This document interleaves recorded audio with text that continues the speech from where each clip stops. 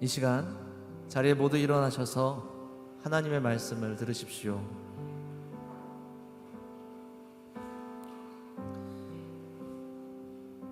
홀로 큰 기이한 일들을 행하시는 이에게 감사하라. 그 인자하심이 영원함이로다. 아멘. 오늘 이 시간 성부, 성자, 성령 하나님께 신령과 진정으로 한 마음으로 함께 예배하겠습니다.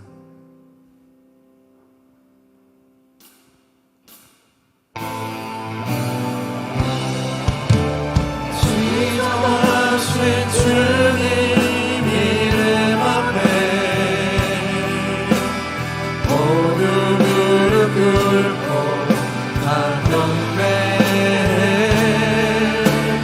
거룩하신 주님 보좌 앞에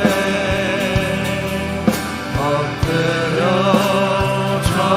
절하세. 예수는 그리스도, 예수는 그리스도,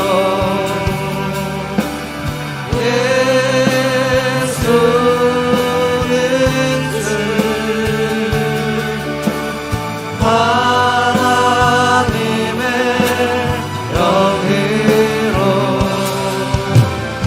영광 드리리.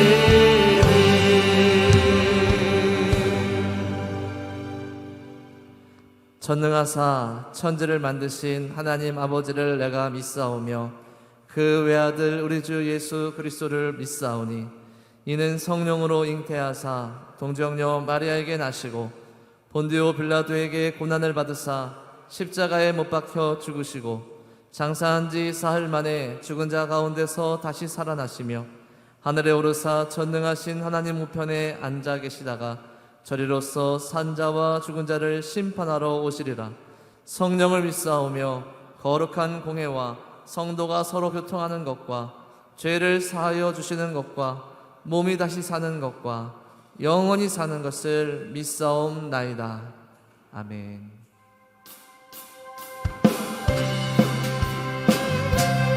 우리 함께 박수치면서 찬양하겠습니다.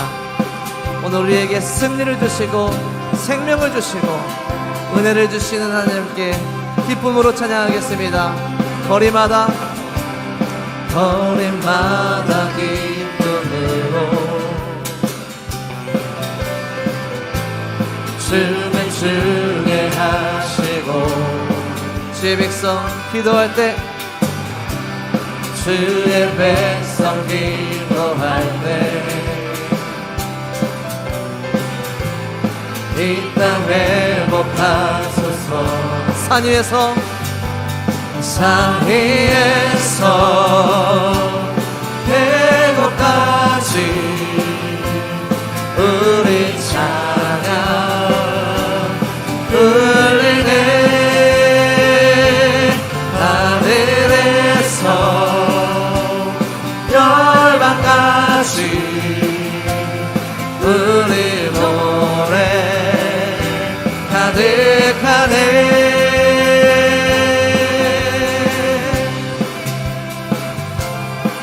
십자가 앞에서 행할 때 십자가 앞에 행할 때 주의 빛 비추시고 우리 바다를 덮음같이 우리 바다 덮음같이 주 영광 채울 우리 함께 선포합시다. 산 위에서 산 위에서 대곳까지 우리 찬양 울리네. 하늘에서 열방까지 우리 노래 가득하네. 우리 함께 영광 돌리며 찬양합시다. 할렐루야 할렐루야 할렐루야 할렐루야 할렐루야 할렐루야 할렐루야 할렐루야 할렐루야 할렐루야 할렐루야 할렐루야 할렐루야 할렐루야 할렐루야 할렐루야 할렐루야 산 위에서 산 위에서 계곡같이 우리 찬양 우리를 하늘에서 열방까지 우리 노래 우리 한번 더 고백합니다. 산 위에서 계곡까지 산 위에서 계곡까지 우리 찬양 울리네 하늘에서 열방까지 우리 노래 가득하네 우리에게 기쁨과 은혜를 주시는 하나님께 영광의 박수 올려드리겠습니다. 할렐루야.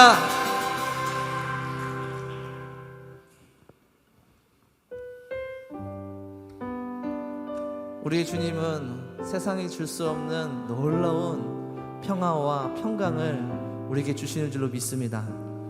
오늘 우리의 영혼의 그 깊은 데서 그 평안을 바라며 찬양합시다.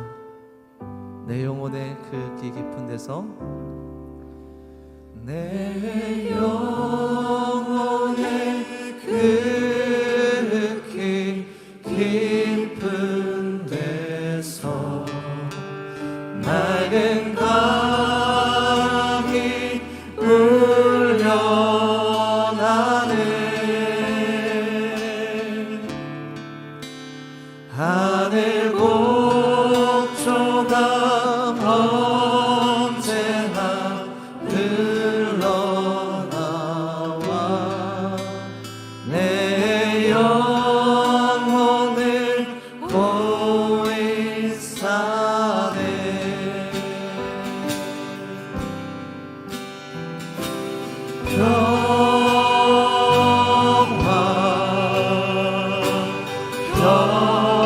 평화로다 하늘 위에서 내려오네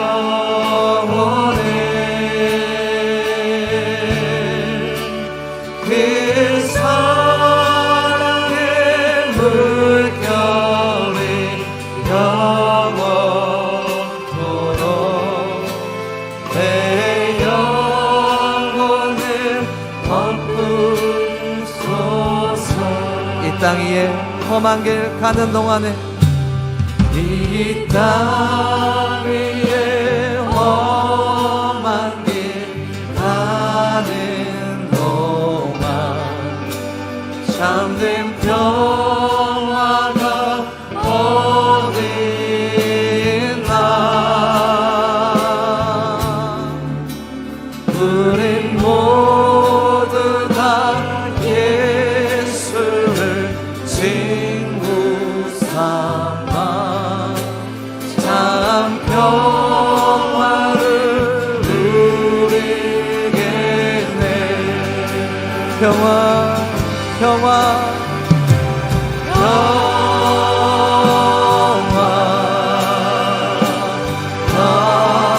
평화로다 하늘 위에서 내려오네 그 사랑의 물결이 영원토록 내 영혼 오늘 그 평화와 평강이 하늘보다로부터 흘러넘칠 줄 믿습니다. 평화 평화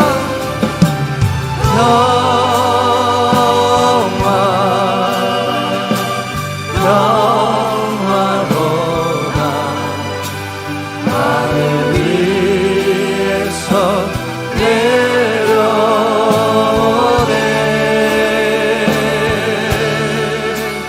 내 사랑의 물결이 영원토록 내 영혼을 덮으소서.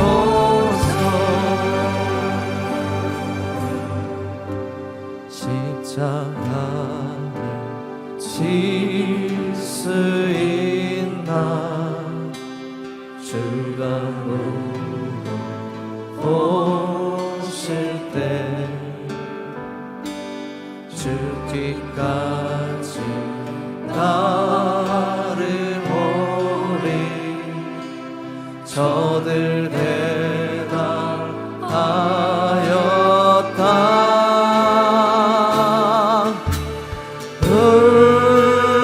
우리의 심령 주의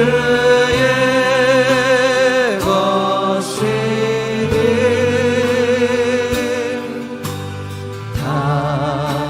당신의 형상 만드소서.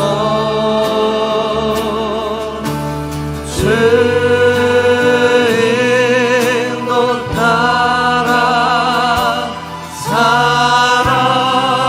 사랑할 동안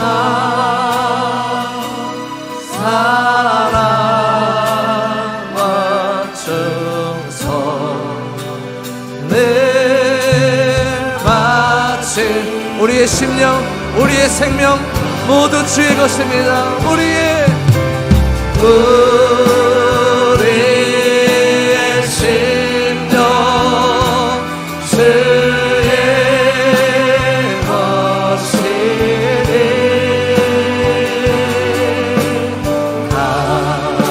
당신의 형상 만드소서.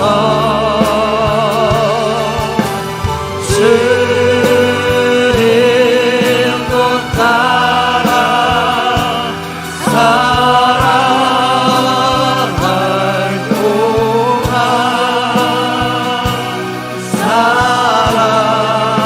사랑과 충성을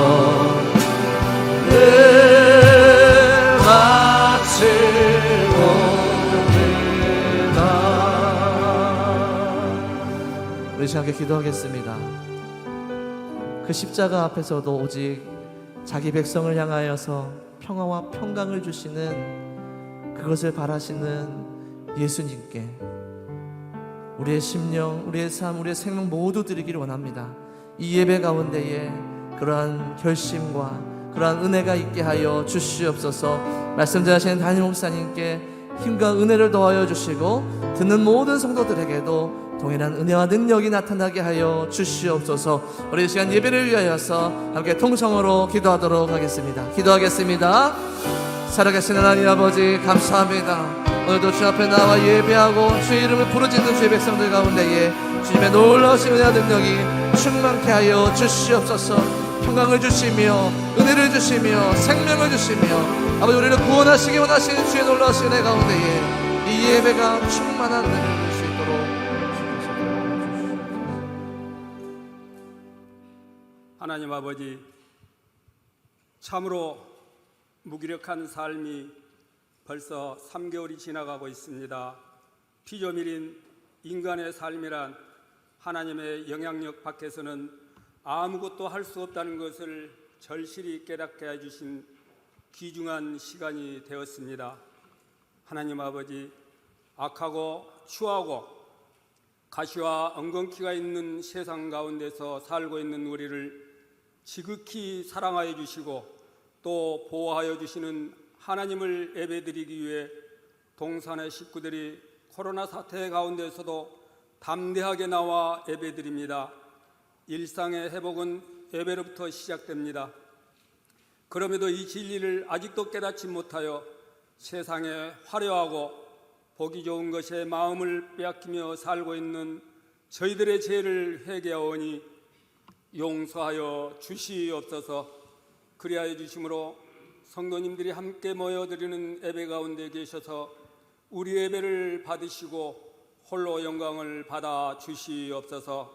하나님 아버지, 현장 예배가 시작된 지 한 달이 다 되어 가지만 아직도 일상의 방역으로 온 성도들이 함께 할 수 없는 상황입니다. 어서 속히 코로나 사태가 종식되어 마음 놓고 예배에 참여하여 함께 은혜 받을 수 있도록 인도하여 주시어 하나님 모시고 예수 중심으로 사는 우리 동산교회 성도들이 되게 인도하여 주시옵소서. 하나님 아버지, 동산교회를 목양하시는 담임 목사님과 그 가정을 지켜주시니 무한 감사합니다. 특히 미국에 있는 자녀들의 안전과 건강을 지켜주시되 임신 중에 있는 딸의 건강을 지켜주시어 순산할 수 있도록 지켜주시어 목사님께서 평안한 마음으로 목회하실 수 있도록 도와주시옵소서.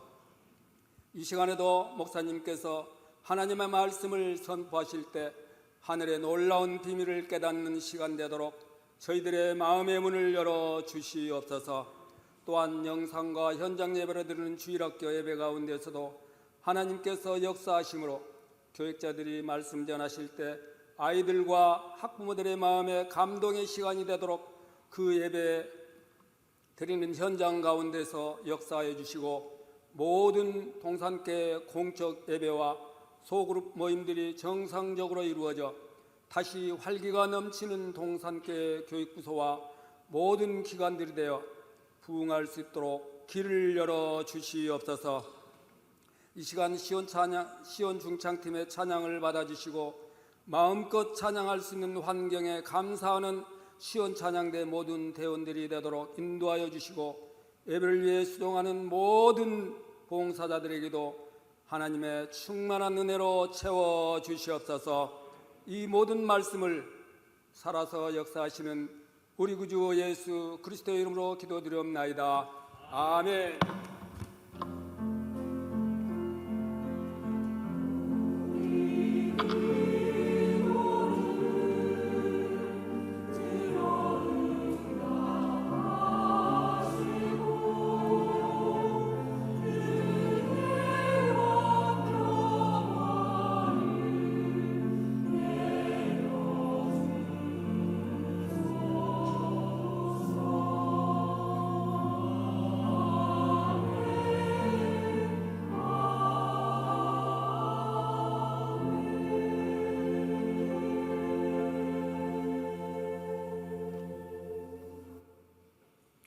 오늘 우리에게 주신 하나님의 말씀은 요한복음 14장 25절부터 31절 말씀입니다. 신약성경 172쪽에 있습니다.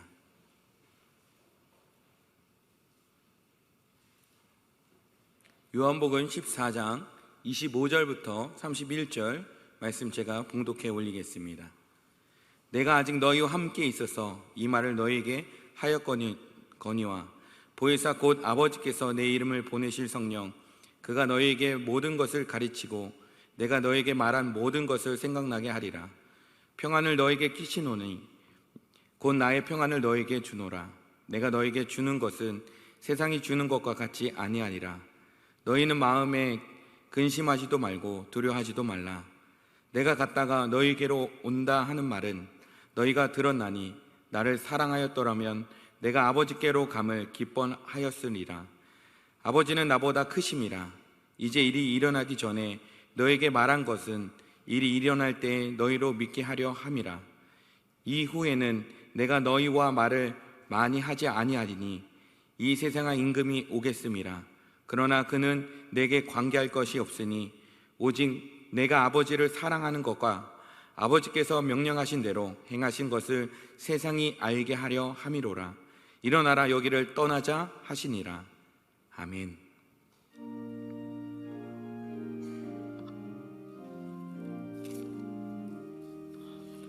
내 마음과 정성을 다하여서 주 너의 하나님을 사랑하라.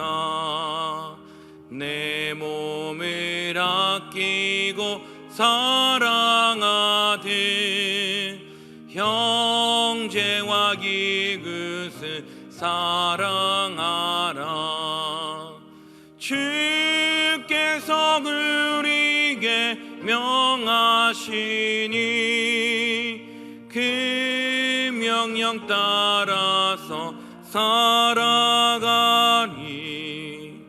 널 미워 해치는 원수라도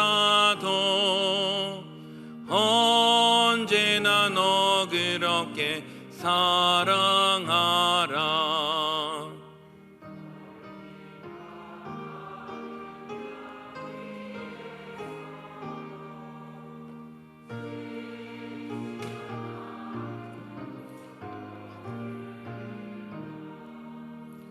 주께서 우리에게 명하시니 그 명령 따라서 살아가리. 나 항상 주님을 멀리하고 형제를 사랑하 못하였다. 이러한 죄인을 사랑하사 주께서 몸 버려 죽으셨다. 속죄의 큰 사랑 받으니모 내 생명 다 바쳐 충성하리.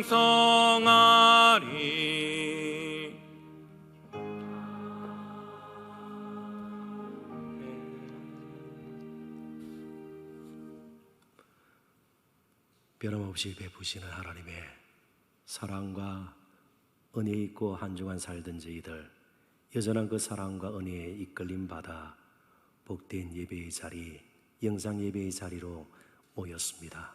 감사한 마음으로 베풀어진 은혜 더듬어 각종 예물 올려드립니다. 주일헌금 11주의 예물과 감사의 예물 기금들 향기로운 제물로 하나님 받아주옵시고 하나님 기쁘신 뜻 이루는데 또 아름답게 쓰임받아 좋은 열매 맺어 다시 한번 하나님의 이름을 높여드리기를 소원합니다. 늘 베풀어 주신 은혜 감사하고 우리의 가정이 주님의 은혜 가운데 든든히 서나기를 원하며 드린 예물도 받아 주옵시고 이상 가운데에 그곳에서 마음껏 하나님 찬양하며 섬기며 살기를 원하며 드린 예물 또한 받아 주시기를 바라고 원합니다. 동행해 주시는 그 은혜가 각 가정과 우리 개인의 삶 그리고 우리 교회 위에 생업터 위에 학업 위에 병상에 있는 우리 한우들에게까지 넘쳐나기를 원합니다. 특별히 어려움 가운데 살고 있는 우리 이웃들 우리 조국 대한민국에도 그러한 은혜가 날마다 넘쳐나 하나님을 경외함이 더해지는 귀한 복 함께 누리기를 소원하오고 예수님 이름으로 기도합나이다. 아멘.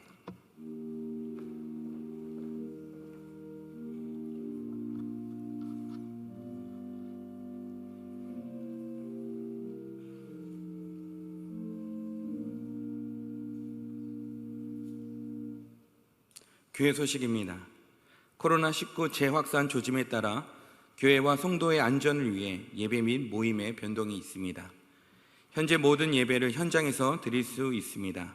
주일학교 예배도 현장 예배로 전환되었으며 다만 영화부는 부서 특성을 고려하여 온라인 예배가 조금 더 연장되었습니다. 안전을 위해서 발열 체크, 마스크 착용을 꼭 부탁드리며 지정 좌석에만 착석해 주시길 바랍니다. 소그룹 및 교회 모임 재개는 추후에 공지하도록 하겠습니다. 모든 공예 예배는 현장 예배와 실시간 방송 예배로 진행되나 새벽 기도회는 현장 예배와 녹화 영상 예배로 진행됩니다. 나머지 소식은 주보를 참조해 주시길 바랍니다.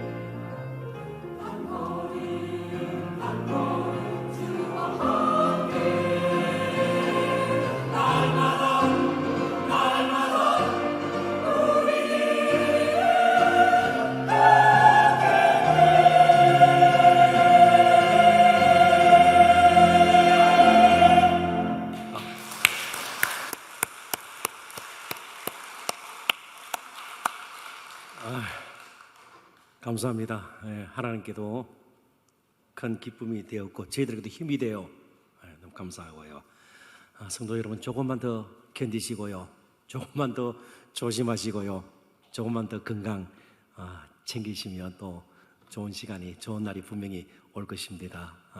특별히 오늘 말씀의 주제처럼 주님의 평안이 정말 성도 여러분, 각자의 삶과 가정, 우리 교회 어려움을 겪고 있는 모든 분들에게 풍성히 임했으면 하는 그런 바람이 저에게도 있고요. 오늘 또 주님께서 그렇게 우리 형편을 아시고 그 평안을 넘치도록 부어주실 줄 믿습니다. 잠시 기도하고 이제 하나님 말씀 나눕니다. 하나님, 정말 우리의 형편을 아시고 겪고 있는 문제들도 헤아리시고 우리가 마땅히 걸어가야 할 남은 인생의 길도 보살피셔서 이 시간 말씀으로 다시 한번 우리의 영혼에 생기를 불어넣어 주옵시고 삶의 활력을 되찾도록 도와주실 줄 믿습니다. 성령께서 그렇게 우리의 마음도 듣는 기도, 우리의 삶도 붙들어 주시기를 바라옵고 예수님 이름으로 기도합나이다. 아멘. 코로나 사태가 아직 종식되지 않은 가운데 그것이 우리에게 남긴 것들에 대해서 말하는 것이 다소 이런 감은 있습니다만 그래도 그로 인해서 우리가 얻은 여러 가지 교훈들이 있을 겁니다. 그 가운데 꼭 한 가지를 이 시간 저는 여러분들과 함께 나누고자 하는 마음이 있습니다. 그것은 멈춤의 가치입니다. 멈춤, 잠시 중단하는 것입니다. 정지하는 것입니다. 코로나 사태가 있기 전까지 정말 이 지구상의 많은 사람들 무조건 맹목적으로 열심을 다해 뛰면 무엇인가 이룰 줄을 생각했습니다. 그것이 능사인 줄 알았습니다. 그래서 가급적 빨리 계획하는 일이 이루어지고 가능한 한 다른 사람들보다 좀 탁월하게 어떤 곳에 이르게 되고 높이 올라가고 많이 쌓고 그리고 다른 사람들이 부러워할 정도로 많은 것을 성취하면 될 것이다. 그런데 오늘 우리가 보는 세계는 전혀 그렇지가 않습니다. 지금 전 세계는 많은 것을 멈추게 되었고 그 결과 사람들은 생각하기 시작했습니다. 인생이라는 것이 도대체 뭔가 하루 앞을 내다볼 수가 없습니다. 신분에 관계없이 나이에 관계없이 어디에 사는가에 관계없이 코로나 바이러스는 예고 없이 찾아와서 감염시키는 것을 보게 됩니다. 가장 강했다는 나라, 언제나 떵떵거리며 살았던 사람들이 모여있는 미국조차 지금 확진자가 150만 명을 넘었습니다. 이게 오늘 우리들의 모습입니다. 생각하기 시작하는 겁니다. 그리고 질문들이 생겨나기 시작했습니다. 그럼에도 불구하고 그 질문들에 대해서 뚜렷한 답을 내놓는 사람은 많지가 않습니다. 뛰고 싶어도 뛸 상황이 되지를 못합니다. 마음껏 움직이고 싶지만 움직일 수 없는 그런 시간들을 사람들은 보내고 있습니다. 유럽의 몇몇 국가들은 아직도 집에서 나오지 못하는 그런 봉쇄 정책으로 말미암아 정말 지루하고 답답한 하루하루를 보내고 있습니다. 우리가 잘 알고 있는 안식일이라는 말, 특별히 거기 안식이라는 히브리 단어는 사바트인데요. 가장 근본적인 문자적인 의미 역시 멈춤입니다. 사바트, 안식의 의미는 스탑입니다. 멈추라는 것입니다. 무조건 달린다고 열심으로 움직인다고 되는 것이 아닙니다. 그런데 멈춘다는 것 자체가 또한 능사는 아닙니다. 왜 멈춰야 되는지를 알아야 되겠죠. 이 사바트, 안식일이 주는 하나님의 귀한 은혜가 무엇입니까? 복이 무엇입니까? 하던 일을 멈추고 움직임을 멈추고 염려 근심을 멈추고 하나님을 예배하고 그리고 자신과 자신의 삶을 깊이 되돌아보며 그리고 앞으로의 길을 하나님께 맡기는 것이 안식, 멈춤, 사바트가 주는 진정한 복이죠. 우리는 멈추되 멈추어서 할 일이 있음을 꼭 기억해야 합니다. 이쯤에서 저는 멈춤의 가치에 대해서 잘 그려지고 있는 우리 한국 시인이 쓴 시를 여러분들에게 하나 소개할까 합니다. 백무산 시인이 정지의 힘, 멈춤의 힘, 이런 시를 하나 지었는데요, 참 재미있습니다. 기차를 세우는 힘, 그 힘으로 기차는 달린다. 그렇습니다. 어느 특정 역에 기차가 멈추려면요, 달릴 때의 힘 이상으로 기차를 멈추는 힘이 있어야 돼요. 그 힘으로 다시 다른 역을 향해서 또 달려가는 것입니다. 시간을 멈추는 힘, 그 힘으로 우리는 미래를 가고, 무엇을 하지 않을 자유, 멈출 수 있는 자유, 그로 인해 우리는 무엇을 해야 할 것인가를 안다. 무엇이 되지 않을 자유, 무조건 덩달아서 비교하고 경쟁해서 나도 저렇게 돼야 되겠다에 거기서부터 벗어나는 나름대로의 멈춤의 자유, 그런 경쟁심, 비교의식의 멈춤, 그 힘으로 나는 진정한 내가 되는 것이죠. 세상을 멈추는 힘, 그 힘으로 우리는 달리고요, 정지에 이르렀을 때 우리는 달리는 이유를 안다. 씨앗처럼 정지하라. 꽃은 멈춤의 힘으로 피어난다. 꽃은 속성으로 자라지 않습니다. 대체적으로 독성이 있는 식물들이 빨리 자란다고 그러지 않아요? 그렇습니다. 많은 시간과 인내의 그런 기간들이 필요합니다. 예수님께서도 제자들에게 멈춤의 시간을 주었습니다. 지난 3년 동안 그물을 부려두고 돈벌이 잘하던 세간을 뒤로 하고 그처럼 사랑했던 친지 가족들을 뒤로 하고 제자들은 예수님을 따랐습니다. 정신없이 달려왔습니다. 많은 사역에 동참을 했고 많은 사람들을 만났습니다. 예수님과 여러 가지 대화들을 나누었고 가르침을 받았습니다. 이제는 멈춤의 시간이 된 것입니다.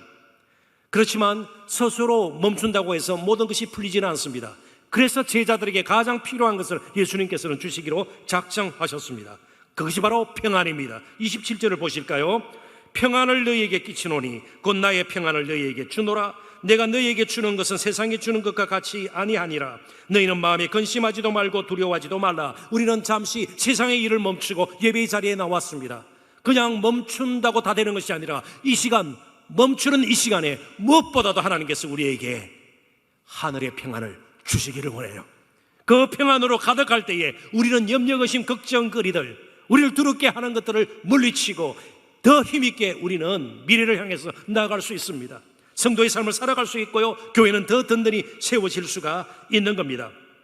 그런 의미에서 이 평안은 세상이 주는 것과 같이 않다고 말씀하고 있습니다. 일시적인, 제한적인 그런 평안이 아니라는 것이죠. 잠시 스쳐가는 그런 평안이 아닙니다. 하늘로부터 내려와 우리의 마음속을 가득 채우고 정말 샘이 솟는 것처럼, 샘물이 솟는 것처럼 그 평안이 계속해서 우리의 삶을 적셔 나갈 때에 우리는 힘있게 기쁨으로 믿음의 길을 끝까지 갈 수가 있습니다. 본향에 다다를 때까지 우리는 더욱 하나님께 주시는 그 평안의 능력으로 하루하루를 살 수가 있는 것이죠.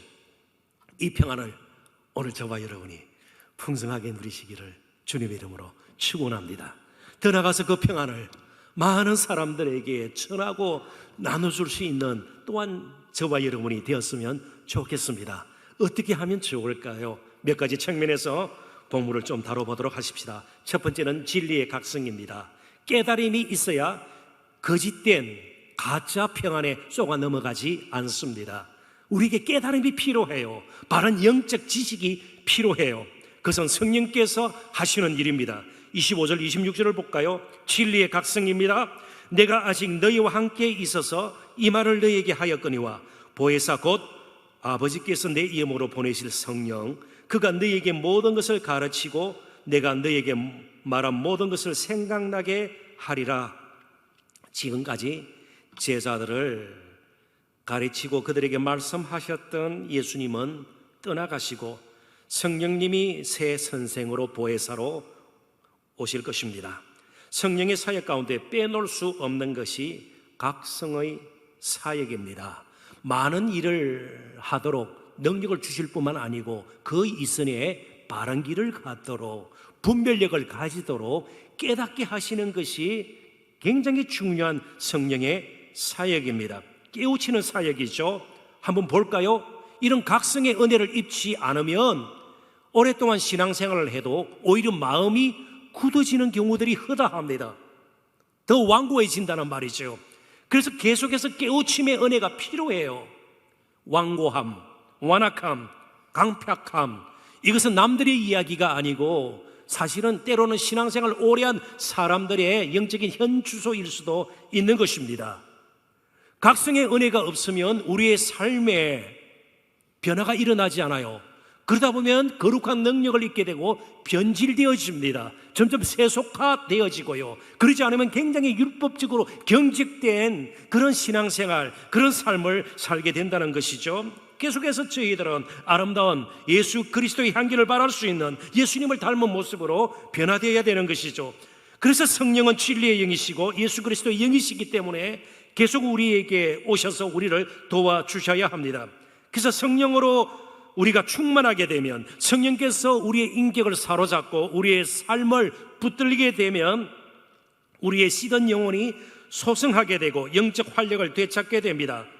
그런데 많은 사람들이 성령으로 충만하면, 사로잡히면 이상한 영적 체험을 하고 이상한 말들을 하고, 아닙니다. 오히려 예수님을 더 바라보게 되고요, 그의 말씀에 집중하게 되는 것입니다. 오히려 정신을 잃는 것이 아니라 정신을 차리게 되는 것입니다. 그게 진정한 의미의 각성의 은혜입니다. 그런 각성의 은혜를 잊고 사는 사람들이 저와 여러분이에요. 저희들이 많은 것을 가지고 있기 때문에, 더 탁월한 재능을 가지고 있기 때문에, 여러 가지 삶의 환경이 믿지 않는 사람들보다 월등하기 때문에 우리가 잘 사는 것이 아니에요. 우리가 잘 사는 길은 우리 안에 성령께서 계시기 때문입니다. 각성의 은혜를 우리가 잊고 살기 때문에 그렇습니다. 성령의 내조하심이 우리를 우리에게 만드는 근본적인 요인이 되는 것입니다. 요한복음 16장 14절 14절을 또 보십시오. 그러나 진리의 성령이 오시면 그가 너희를 모든 진리 가운데로 인도하시리니 그가 스스로 말하지 않고 오직 들은 것을 말하며 장래 일을 너희에게 알리시리라. 그가 내 영광을 나타내리니 내 것을 가지고 너희에게 알리시겠습니다. 우리가 성령에 사로잡히고 성령의 다스림을 받으면 받을수록, 성령으로 충만하면 충만할수록 자꾸만 예수님께로 나아가려고 해요.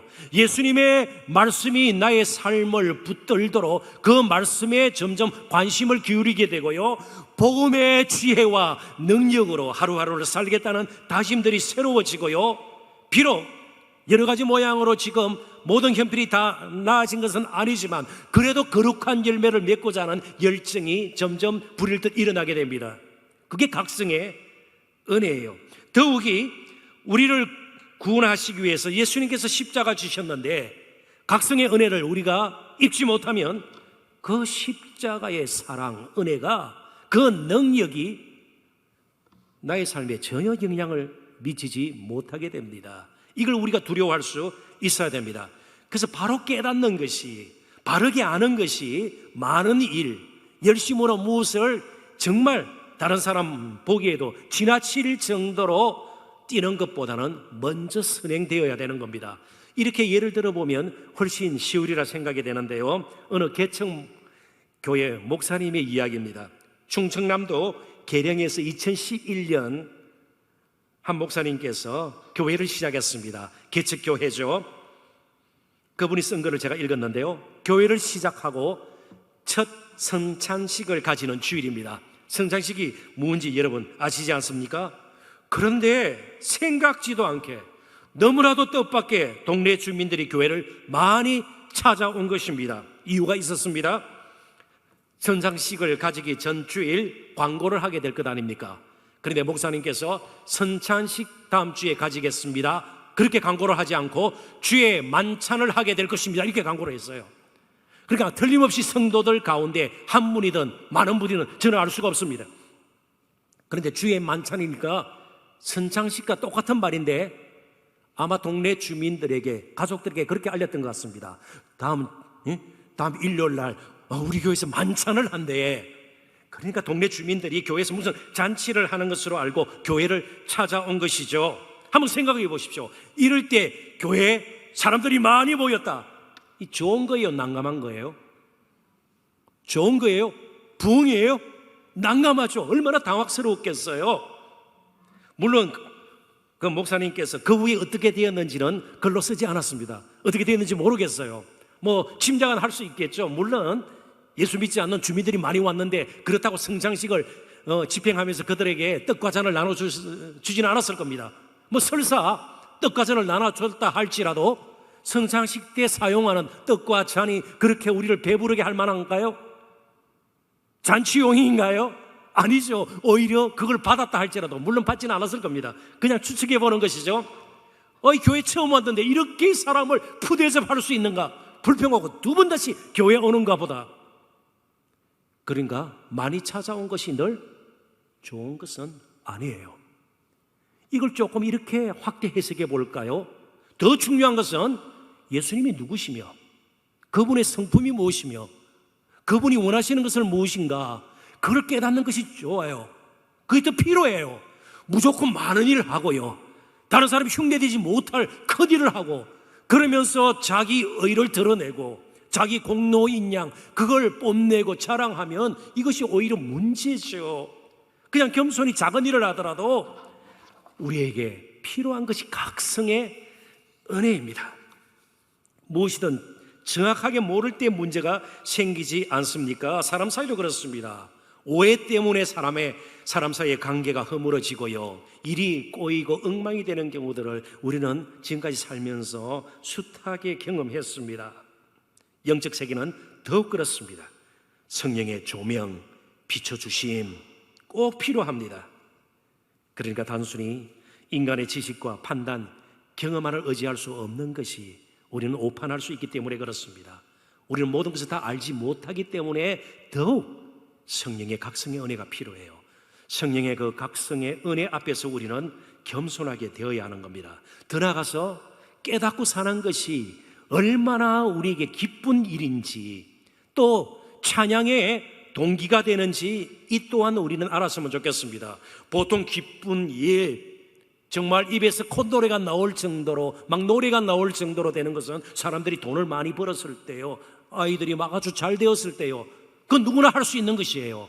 그런데 놀랍게도 다윗은 시편 16편에 보면 그가 노래하고 기뻐했던 또 다른 이유를 밝히고 있습니다. 시편 16편 7절인데요, 한 목소리를 같이 한번 읽어볼까요? 나를 훈계하신 여호와를 송축할지라, 밤마다 내 양심이 나를 교훈하도다. 깨닫는 은혜를 누리는 것이 우리의 찬양의 원인이 된다, 찬양의 동기가 된다는 것을 경험해 보셨습니까? 좀 다른 사람에 비해서 많은 것을 가지고 있지 않다 할지라도, 조금은 참 벅찬 하루하루를 빼낼 수 없는 그런 삶의 환경이라 할지라도 내가 어떻게 살아야 되고요, 남 속이지 않고 비굴하지 않고 그래도 하나님 주신 그런 깨달은 가운데 인생의 길을 갈 수 있다면 그게 행복한 것 아니겠어요? 인생을 그렇게 살아가는 것이 진정한 성공 아닐까요? 다윗의 예를 한번 더 들어보십시다. 다윗이 얼마나 하나님의 마음에 합한 자였습니까? 그러나 그에게도 각성의 은혜가 없을 때, 깨달음의 은혜가 없을 때에 그가 몰랐겠어요? 어릴 때부터 십계명을 그는 알았을 것입니다. 그러나 그런 각성의 은혜를 입지 못할 때에 모욕하는 여인, 자신의 충실한 부하 장군의 아내, 유부녀 아니에요. 그 여인을 왕의 이름으로, 왕의 건세로 데려와서 간음죄를 저지르게 됩니다. 십계명 가운데 있는 거예요. 간음죄를 저지르지 않는 거예요. 임신했습니다. 숨기기 위해서 음모를 꾸면서 아주 최전방에 있던, 최전선에 있던 그 바세바의 남편 우리야 장군을 결국 죽이게 만듭니다. 살인죄를 저지르게 됩니다. 철저하게 십계명을 그는 범하게 되는 것을 보게 됩니다. 왕이었지만 각성의 은혜가 없으면 그런 어처구니 없는 삶을 그도 살 수밖에 없는 겁니다. 목사인지도 별 수 없습니다. 저와 여러분 다 마찬가지예요. 각성의 은혜가 있어야 우리가 제대로 살 수 있어요. 성령께서 도와주셔야 돼요. 우리의 영혼을 붙들어 주셔야 돼요. 밝혀 주셔야 돼요. 우리의 갈 길을 보여주셔야 돼요. 그래서 가르침을 받고 복음의 은혜를 누리고 우리가 하루하루 살 수 있는 것이에요. 각성의 은혜, 어떤 은혜보다도 우리에게 정말 이 시대에 필요한 은혜가 아닌가 생각됩니다. 두 번째는, 그렇다면 평안이 무엇인가? 예수님은 구체적으로 평안이 이런 것이다 말씀하지 않습니다. 그냥 그 평안을 너에게 주는데 그 평안은 이 세상에 주는 것과 같지 않다고 말씀합니다. 이 세상에 주는 것이 아니면 그 평안은 딴 데서 오는 것입니다. 이 세상에서 얻을 수 있는 것이 결코 아닙니다. 어떤 평안입니까? 하나님이 나와 함께 하신다는 확신으로부터 오는 평안입니다. 하늘과 접속이 될 때에, 하늘과 연결이 될 때에 가질 수 있는 평안입니다. 이 땅의 것을 정말 아무리 쌓고 모은다 할지라도 그것으로도 얻을 수 없는 평안, 위로부터 나리는 평안. 조금 전에도 우리가 찬양하지 않았어요? 그 평화가 하늘로부터 오는 것을 우리가 경험하게 될 때에 이제 우리는 이 땅의 것을 찾아 헤매면서 스스로 평안해지려고 하는 헛된 시도들을 멈추게 될 것입니다. 27절 28절을 보십시다. 평안을 너희에게 끼치노니 곧 나의 평안을 너희에게 주노라. 내가 너희에게 주는 것은 세상에 주는 것과 같이 아니하니라. 너희는 마음에 근심하지도 말고 두려워하지도 말라. 내가 갔다가 너희에게로 온다 하는 말을 너희가 들었나니 나를 사랑하였더라면 내가 아버지께로 감을 기뻐하였으리라. 아버지는 나보다 크심이라. 물론 이 평안이라는 말 자체는 당시 사람들에게 그렇게 낯선 것이 아니었습니다. 평범한 의례적인 인사말이었습니다. 그런데 예수님께서 지금 제자들에게 작별 인사하기 위해서 너희에게 평안을 끼치노니 주노라 그렇게 말씀하신 것이 아닙니다.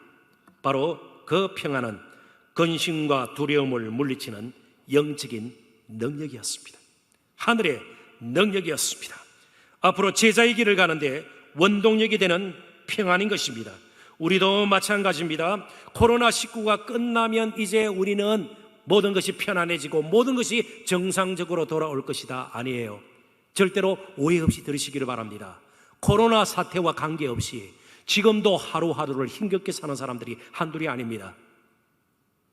중환병에 걸린 분들을 생각해 보십시오. 말기 암 환자들을 생각해 보십시오. 코로나 사태하고는 비교할 수가 없습니다. 한 달이, 때로는 한 주간이 버거운 그런 시간들을 보내고 있어요. 항암 치료를 받아야 합니다. 항암제를 드셔야 합니다. 피를 말리는 그런 하루하루를 보내고 있어요. 그러니까 무슨 말이에요? 앞으로도 우리가 육신을 입고 이 땅에 사는 동안 계속해서 우리를 염려 근심에 찌들게 만들고 눈물 짓게 만들고요, 아프게 만들고 우리의 마음을 상하게 하고요, 그리고 불안하게 하고 두렵게 하는 것들은 끊임없이 우리 곁에, 우리 주위에 있을 것이에요. 창세의 그림을 우리가 빌려오면 이 세상은 가시와 엉겅퀴로 뒤덮여 있습니다. 그게 육체적인 것이든 정신적인 것이든 환경적인 것이든 가시와 엉겅퀴로요. 어떻게 버텨낼 수 있어요? 오직 하늘로부터 오는 평안, 예수님이 주시는 그 평안, 생명의 근원 되신 하나님께서 영원토록 나와 함께 하신다는 이 확신 외에는 우리가 버텨낼 재간이 없는 것이에요. 그래서 그 평안이 어느 때보다도 우리에게 필요합니다. 사랑하는 성도 여러분, 우리 꼭 기억할 것 한 가지 있습니다. 가장 가까이에서 자주 쉽게, 자주 빈번하게 나를 괴롭히는 자는 사실 다른 사람이 아니라 평안을 잃어버린 임마누엘, 하나님이 나와 함께 하신다는 확신을 잃어버린 채 여전히 염려 근심에 찌들어버린, 불안과 두려움에 떨고 있는 나 자신임을 잊지 말아야 합니다. 내가 해결되면 해결될 문제가 한두 가지가 아닙니다. 평안으로 넘쳐나면 우리 삶에 여유가 생기고요, 주의가 보이기 시작합니다. 앞길이 보이기 시작합니다. 그러지 않기 때문에 우리는 계속해서 염려, 근심, 두려움과 불안의 악순환 가운데, 그 스컬 가운데 우리가 살 수밖에 없는 것입니다. 그래서 이제 우리가 한 가지 구체적으로 다짐할 것이 있습니다.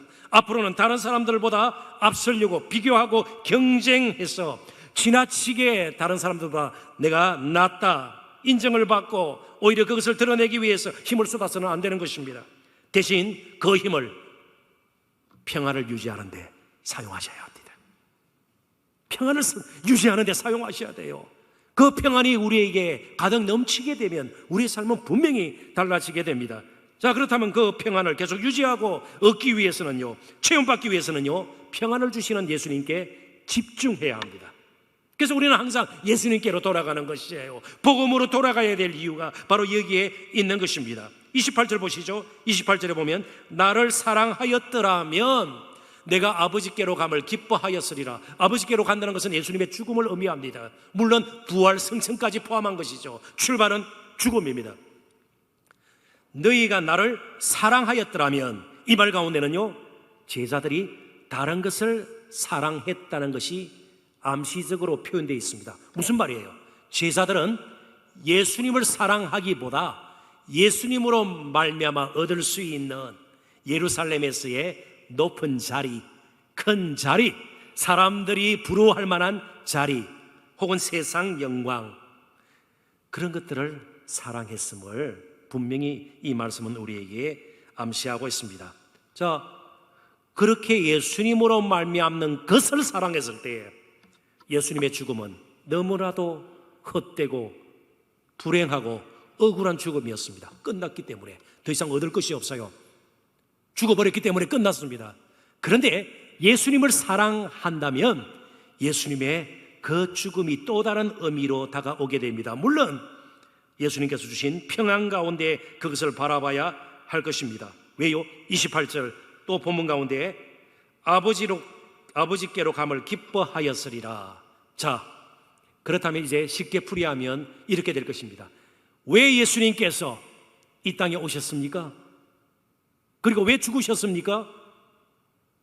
우리의 죄를 사하기 위해서. 맞습니다. 더 나가야 합니다. 우리가 예수 믿고 구원받는 것은 죄 사함을 얻는 것뿐만이 아닙니다. 하늘에 속한 모든 것이 우리의 것이 되는 겁니다. 구원의 또 다른 중요한 요소가 풍성함입니다. 이 땅의 것만 가지고 행복을 추구하고 평안을 유지하려고 했던 거기에서 벗어나 이제는 하늘의 것들로 채워지는, 위로부터 주시는 위로함이, 위로부터 주시는 우리에게 주는 자존감, 자신감, 담대함, 용기, 평안, 이런 것들로 우리는 살게 되었다는 겁니다. 그러면 기뻐할 수밖에 없어요. 예수님께서 죽으셔서 하늘 가는 길이 열렸구나, 하느님과의 교제와 교통이 시작되었구나, 그리고 영원토록 그 하나님과 우리가 함께 거하게 될 것이다. 이 확신, 그 소망이 얼마나 큰 기쁨이 되고요, 복이 되냐 말이죠. 그쯤에서 우리가 로마서 5장 1절을 같이 한번 읽어보면 더 좋을 것 같습니다. 한번 큰 소리로 읽어볼까요?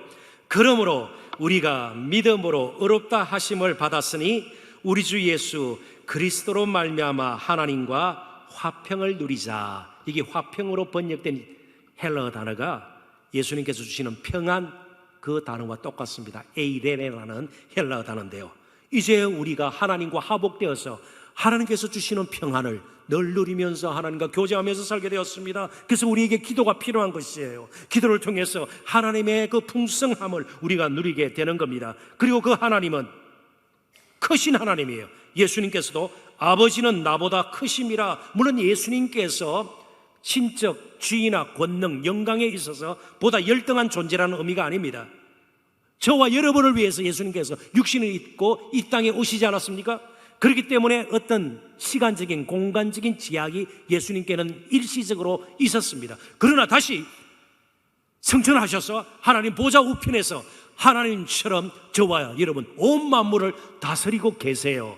결코 열등한 존재가 아닙니다. 그래서 종교개혁자 잔 칼빈도 오늘 본문의 말씀을 그리스도의 중보적 역할이란 말로 설명을 했습니다. 결국 예수님께서 작아 보이시게 된 것처럼, 연약하게 보이신 것처럼 초라한 모습으로 우리 가운데 나타나신 것은요, 저와 여러분을 하나님께로 인도하기 위함이에요. 하나님의 모든 풍성한 것을 우리가 누리도록요. 원래 우리는 연약한 존재였어요. 저와 여러분이 초라한 존재였습니다. 너무나도 형편없는 존재였습니다.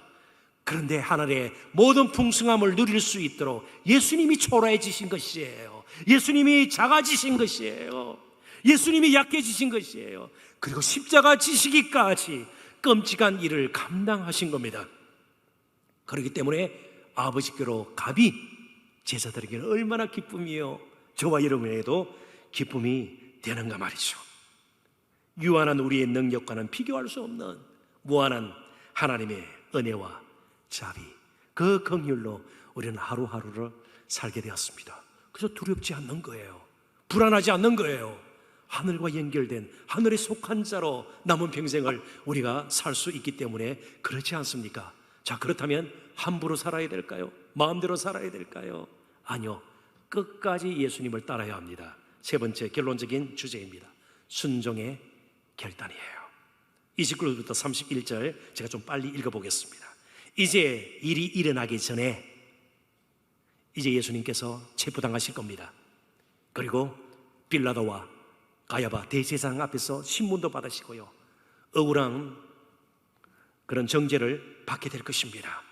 그리고 결국에는 십자가에 못 박혀 죽게 될 것이고 부활하시고 승천하게 될 것입니다. 정말 격동의 시간을 제자들은 보내야 합니다. 생각지도 못했던 일들이 연속적으로 일어나는 것이에요. 이런 일들이 일어나기 전에 너희에게 말한 것은 일이 일어날 때에 너희로 믿게 하려 함이라. 그래서 평안을 주시는 겁니다. 믿음이 흔들리지 않도록요. 이후에는 내가 너희와 많은 말을 하지 아니하리니, 더 이상 가르치지 않고 이제는 모든 것이 이제 끝났다는 겁니다. 평안을 가지고 계속 성령께서 도와주셔서 깨우쳐 주시는 대로 그들은 제자의 길을 가게 될 것입니다. 이 세상의 임금 사탄이 등장합니다. 오겠습니다. 그러나 그는 내게 관계할 것이 없으니, 히브리적 관용어입니다. 법정 용어이기도 하고요, 내게 관계할 것이 없으니, 예수님의 십자가의 죽으심은 사탄이 당연히 권한을 행사해서 너는 죽어야 한다, 그 지시로 예수님께서 죽으신 것이 아니라는 겁니다. 관계가 없다, 이 말은 무엇을 청구하거나 물릴 수 없다는 뜻이에요. 예수님께서 그런 의무를 행할 책임이 전혀 없습니다. 사탄의 말을 들을 필요가 없습니다. 오직 저와 여러분을 사랑하기 때문에 아버지 하나님의 뜻을 따라서 예수님은 십자가 지신 것입니다. 오직 내가 아버지를 사랑하는 것과 아버지께서 명하신 대로 행하는 것을 세상이 알게 하려 함이로라. 이것이 복음이 되어서 온 세상에 전파되는 것이죠. 일어나라, 여기를 떠나자 하시니라. 십자가는 결코 패배가 아닙니다. 실패가 아닙니다. 적극적인 저와 여러분을 향한 하나님의 구원의 계획이, 뜻이 성취되는 놀라운 일입니다. 십자가는 사탄의 승리를 의미하지 않습니다. 하늘의 승리입니다. 그래서 이제 제자들은 그 주신 평안함으로, 그 믿음으로 앞으로 계속해서 제자의 길을 가야 합니다. 그것은 바로 예수님을 끝까지 따르는 것입니다. 그게 31절 마지막 부분에 나와 있습니다. 일어나라, 여기를 떠나자. 그런데 실제로 이어지는 말씀들을 보면 그 자리에 계속 제자들이 남아 있어요. 그러니까 장소의 이동이 아닌 것이 분명합니다. 요한복음 18장 1절에 보면 이제 그들이 움직이기 시작해요. 기드론 시내를 건너서 게세마네 동산으로 가는 것을 보게 됩니다. 그렇다면 일어나라, 여기를 떠나자, 이 말이 뜻하는 바가 무엇일까요? 그것은 바로 새로운 삶의 태도를 가지고 나를 끝까지 따르라는 말입니다. 장소의 이동보다는 새로운 삶의 자세, 태도, 새 출발의 시간이 되었다는 겁니다. 이전에 처음 예수님을 따랐던, 이제 그때와는 비교할 수 없는 새로운 각오와 다짐과 평안과 믿음을 가지고 끝까지 제자의 길을 걸으라는 겁니다. 그렇습니다. 예수님께서는 제자들의 형편을 아십니다. 연약함을 아시지 않아요. 그러니까 처음 따랐을 때 그 열정, 간격하고는 비교할 수 없는 더 큰 열정 가운데, 평안 가운데 예수님을 따라하는 것입니다. 이쯤에서 저는 이 부분을 가장 잘 이해할 수 있는 우리들의 말이 있다는 것을 제가 발견을 했습니다. 미국 성도들에게는 도저히 이해할 수 없는 말인데 우리에게는 너무나도 익숙한 말입니다. 큰 경기나 시합을 앞두고 또 무슨 일을 해내기 전에 우리가 모이면 주먹을 불끈 쥐고 뭐라고 외치죠? 아이고 못 살겠네. 그래요? 뭐라고 외쳐요? 사진 찍을 때도 그러더라고요. 사진 찍을 때도 헉 이러면서요. 뭐 이렇게도 하고 뭐 요즘 이렇게도 합니다만 사진 찍을 때도 그죠? 꼭 오른손 주먹을 쥐면서 뭐라고 그러죠? 파이팅이에요. 일어나라, 얘기를 떠나자 이 말은요, 이제 거대한 영적 싸움을 앞두고 우리가 파이팅이다.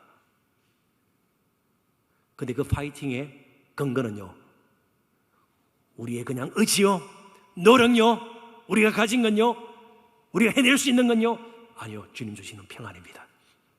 그 평안으로 우리는 진정한 영적인 싸움, 파이팅의 사람이 될 수 있는 겁니다. 그래서 예수님께서 주시는 이 평안은 우리를 끝까지 숨도록 피동적으로 수동적으로 우리를 만들지 않습니다. 제자들 도망치고 흩어집니다. 예수님을 부인합니다. 그러나 예수님 주신 그 평안은 결코 그들을 불러내요. 나중에는 생명을 걸고 복음을 전하는 사랑의 헌신자들로 만들어줍니다. 주님께서 주시는 평안은 단순히 아무것도 안 하고 편하다 소위를 하는 것이 아닙니다. 더 아름다운 예수의 사람으로 우리를 세우고 제자의 길을 걷게 하는 겁니다. 말 그대로 영적 거대한 싸움 앞에서의 파이팅, 이것이 평안입니다. 기도하십시다. 하나님 아버지 은혜와 사랑을 진심으로 감사합니다. 하늘로부터 우리 예수님께서 주시는 이 평안, 온갖 두려움과 불안, 염려, 근심, 걱정거리를 물리치고 오히려 그런 가운데서도 거룩한 열매를 맺게 하는 예수님 주시는 능력임을 저희들이 이 시간 깨달았습니다. 주여, 날마다 각성의 은혜를 주셔서 우리의 가야 할 길, 우리가 해야 할 일, 그리고 진리와 거짓 가르침을 분별하는 일 제대로 저희들이 감당하고 또 날마다 알아갈 수 있도록 도와주옵시고, 참으로 주시는 그 평안으로 많은 사람들을 하나님 앞으로 인도해내고 우리 또한 본향을 향해서 힘있게 걸어갈 수 있도록 도와주시기를 바라올 때에 감사하며 예수님 이름으로 기도합나이다. 아멘.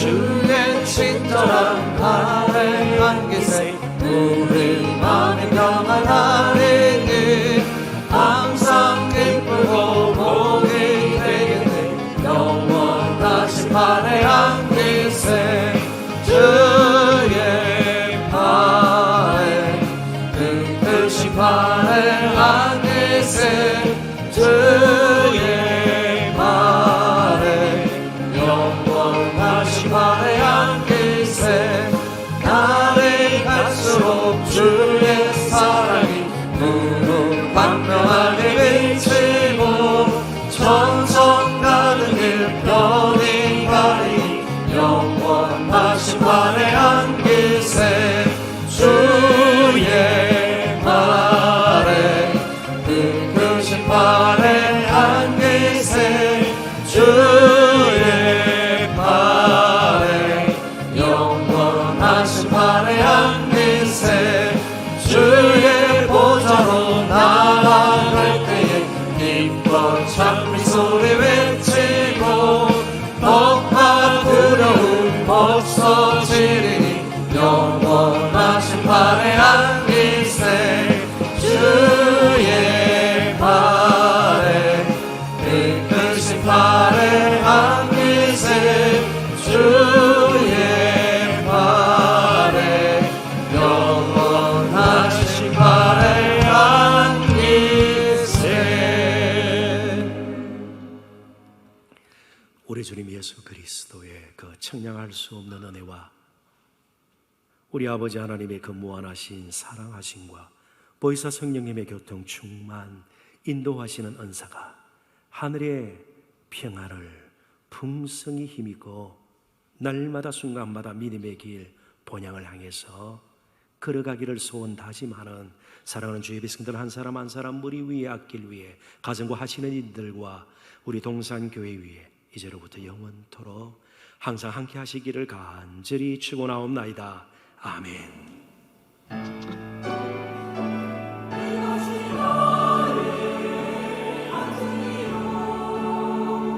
이것이 나의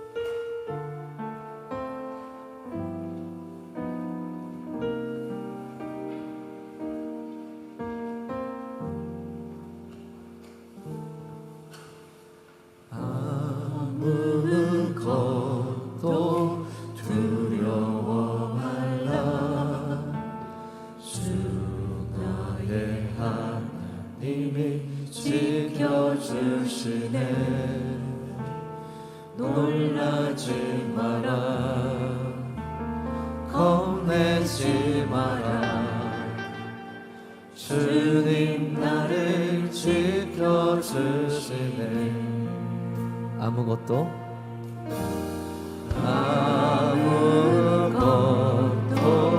두려워 말라 주 나를 하나님이 지켜주시네 놀라지 마라 겁내지 마라 주님 나를 지켜주시네 내 마음의 힘에 겨워 지칠지라도 주님 나를 지켜주시네 세상의 험한 풍파 몰아치대고 주님 나를 지켜주시네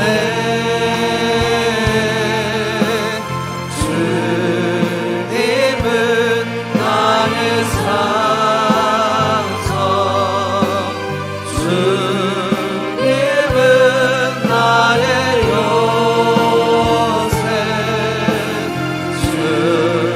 주님은 나의 소망 나의 힘이 되신 여호와 주님은 나의